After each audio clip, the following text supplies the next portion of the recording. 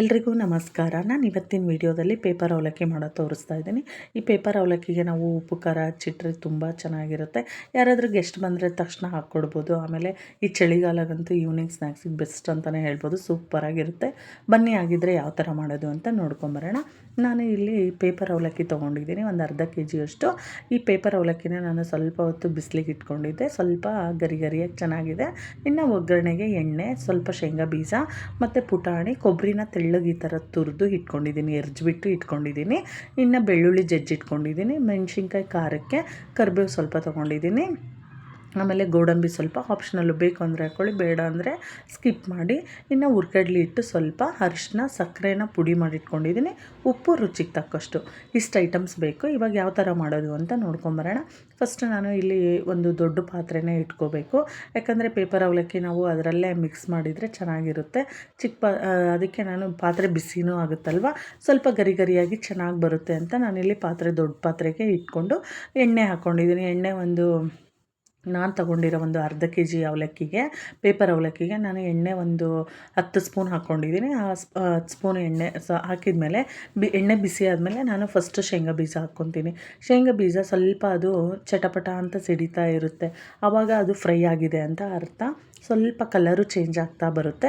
ಆವಾಗ ನಾವು ಗೋಡಂಬಿ ಮತ್ತು ಇದು ಪುಟಾಣಿ ಏನು ತೊಗೊಂಡಿದ್ವಲ್ವ, ಪುಟಾಣಿ ಹಾಕಿಬಿಟ್ಟು ಸ್ವಲ್ಪ 1 ನಿಮಿಷ ಆದಮೇಲೆ ನಾವೇನು ಕೊಬ್ಬರಿನ ಈ ತೆಳ್ಳಗೆ ಕಟ್ ಮಾಡಿ ಇಟ್ಕೊಂಡಿದ್ವಿ ಅಲ್ವ, ಈ ಕೊಬ್ಬರಿನೂ ಹಾಕ್ಕೋಬೇಕು, ಒಣ ಕೊಬ್ಬರಿನ.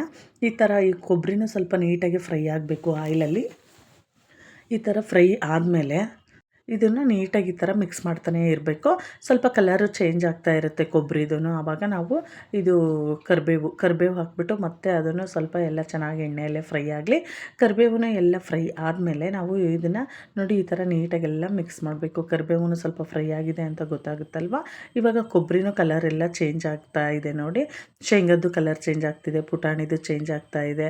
ಆಮೇಲೆ ಕೊಬ್ಬರಿ ಸಹ ಅದನ್ನು ಅಷ್ಟೇ ಕ್ರಿಸ್ಪಿಯಾಗಿ ಆಗಬೇಕು. ಎಲ್ಲ ಕ್ರಿಸ್ಪಿಯಾಗಿ ಆದ್ರೇ ಟೇಸ್ಟ್ ಚೆನ್ನಾಗಿ ಬರೋದು ಈ ಪೇಪರ್ ಅವಲಕ್ಕಿಯಲ್ಲಿ. ಇದು ಅಂತೂ ಸೂಪರಾಗಿರುತ್ತೆ ಈ ಪೇಪರ್ ಅವಲಕ್ಕಿ. ಆಮೇಲೆ ನೋಡಿ ಇವಾಗ ಇದೆಲ್ಲ ಕಲರ್ ಚೇಂಜ್ ಆದಮೇಲೆ ನಾವು ಇದಕ್ಕೆ ಹಸಿಮೆಣ್ಸಿನ್ಕಾಯಿ ಹಾಕಬೇಕು. ಈ ಹಸಿಮೆಣ್ಸಿನ್ಕಾಯಿನೂ ಅಷ್ಟೇ ನೀಟಾಗಿ ಫ್ರೈ ಆಗಬೇಕು. ಫುಲ್ ಗರಿ ಗರಿಯಾಗಿ ಆದ್ರೇ ಟೇಸ್ಟ್ ಚೆನ್ನಾಗಿ ಬರೋದು. ಸುಮಾರು ಒಂದು 5 ನಿಮಿಷ ಆದಷ್ಟು ಲೋ ಫ್ಲೇಮಲ್ಲೇ ಇಟ್ಕೊಂಡು ಕೈ ಆಡಿಸ್ತಾನೇ ಇರಬೇಕು. ಮೆಣಸಿನ್ಕಾಯಿ ಇದೆಲ್ಲ ನೀಟಾಗಿ ಎಲ್ಲ ಗರಿ ಗರಿ ಅನ್ನಂಗೆ ಫ್ರೈ ಆಗಲಿ. ಫ್ರೈ ಆದಮೇಲೆ ನೋಡಿ ಇವಾಗ ಮೆಣಸಿನ್ಕಾಯಿದು ಕಲರ್ ಚೇಂಜ್ ಆಗ್ತಾ ಇದೆ.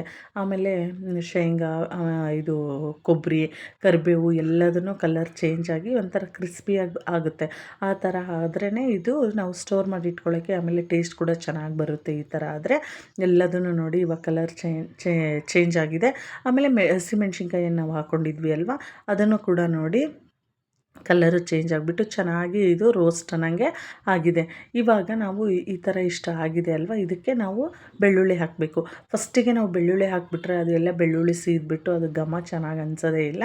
ಸೊ ಈ ಒಂದು ಟೈಮಲ್ಲಿ ಈ ಬೆಳ್ಳುಳ್ಳಿನ ಹಾಕಿಬಿಟ್ಟು 1 ನಿಮಿಷ ಆದಮೇಲೆ, ಫ್ರೈ ಆದಮೇಲೆ ನಾವೇನು ಅರಿಶಿನ ಮತ್ತು ಉಪ್ಪು ಮತ್ತು ಸಕ್ಕರೆನ ಸ್ವಲ್ಪ ಪುಡಿ ಮಾಡಿಟ್ಕೊಂಡಿದ್ನಲ್ವ, ಅದನ್ನು ಹಾಕಿ ಮಿಕ್ಸ್ ಮಾಡೋಣ. ಮಿಕ್ಸ್ ಮಾಡಿ ಆದಮೇಲೆ ಲಾಸ್ಟಲ್ಲಿ ಇದಕ್ಕೆ ನಾವು 1 ಸ್ಪೂನಷ್ಟು ನಾನು ಪುಟಾಣಿ ಹಿಟ್ಟು ಹಾಕಿದ್ದೀನಿ. ಪುಟಾಣಿ ಹಿಟ್ಟು ಹಾಕ್ಬಿಟ್ಟು ಎಲ್ಲ ಅದನ್ನು ಮಿಕ್ಸ್ ಮಾಡಿ ನಾವೇನು ಅವಲಕ್ಕಿ ತೊಗೊಂಡಿದ್ವಿ ಅಲ್ವಾ, ಆ ಅವಲಕ್ಕಿನ ಹಾಕಿಬಿಟ್ಟು ನೋಡಿ ಸೌಟಿಂದ ಅನ್ನಬಾರ್ದು ಜಾಸ್ತಿ, ಯಾಕಂದರೆ ಈ ಪೇಪರ್ ಅವಲಕ್ಕಿ ತುಂಬ ತೆಳ್ಳಗೆ ಸಾಫ್ಟಾಗಿರುತ್ತಲ್ವ, ಬೇಗ ಪುಡಿ ಪುಡಿ ಥರ ಆಗಿಬಿಡುತ್ತೆ. ಅದಕ್ಕೆ ನಾವು ಸ್ವಲ್ಪ ಬಟ್ಟೆ ಇಟ್ಕೊಂಡು, ಪಾತ್ರೆ ಬಿಸಿ ಇರುತ್ತಲ್ವ, ಅದನ್ನು ನಾನು ಪಾತ್ರೆಯಲ್ಲಿ ಮಾಡಿದ್ನಲ್ವ ಆ ಥರ ಮಾಡಿಬಿಟ್ಟು ಆಮೇಲೆ ಸ್ವಲ್ಪ ಎಲ್ಲ ಮಿಕ್ಸ್ ಆದಮೇಲೆ ನೀಟಾಗಿ ಈ ಥರ ಸೌಟಲ್ಲಿ ಕಲಿಸ್ಬೇಕು. ಈ ಥರ ಕಲಸಿ ಆದಮೇಲೆ ಎಲ್ಲದನ್ನು ಒಂದು ಸರಿ ಟೇಸ್ಟ್ ಚೆಕ್ ಮಾಡ್ಕೊಳ್ಳಿ, ಉಪ್ಪು ಅದು ಎಲ್ಲ ಚೆನ್ನಾಗಿದೆ ಏನೋ ಅಂತ ನೋಡ್ಕೊಂಬಿಟ್ಟು. ಇಲ್ಲಿ ಏನಾದರೂ ನಮಗೆ ಇನ್ನೂ ಸ್ವಲ್ಪ ಕಡಿಮೆ ಆಯಿತು ಅಂದರೆ ಉಪ್ಪನ್ನ ಹಾಕಿಬಿಟ್ಟು ಮಾಡ್ಕೋಬೋದು. ಟೇಸ್ಟ್ ಅಂತೂ ಸೂಪರಾಗಿರುತ್ತೆ. ಈವ್ನಿಂಗ್ ಸ್ನ್ಯಾಕ್ಸಿಗಂತೂ ಸಖತ್ತಾಗಿರುತ್ತೆ. ಮಕ್ಕಳಿಗೆ ಶಾರ್ಟ್ ಬ್ರೇಕಿಗೂ ಇಡ್ಬೋದು. ನಿಮಗೂ ಈ ವಿಡಿಯೋ ಇಷ್ಟ ಆಗಿದ್ದರೆ ಪ್ಲೀಸ್ ಲೈಕ್ ಮಾಡಿ, ಶೇರ್ ಮಾಡಿ. Thank you.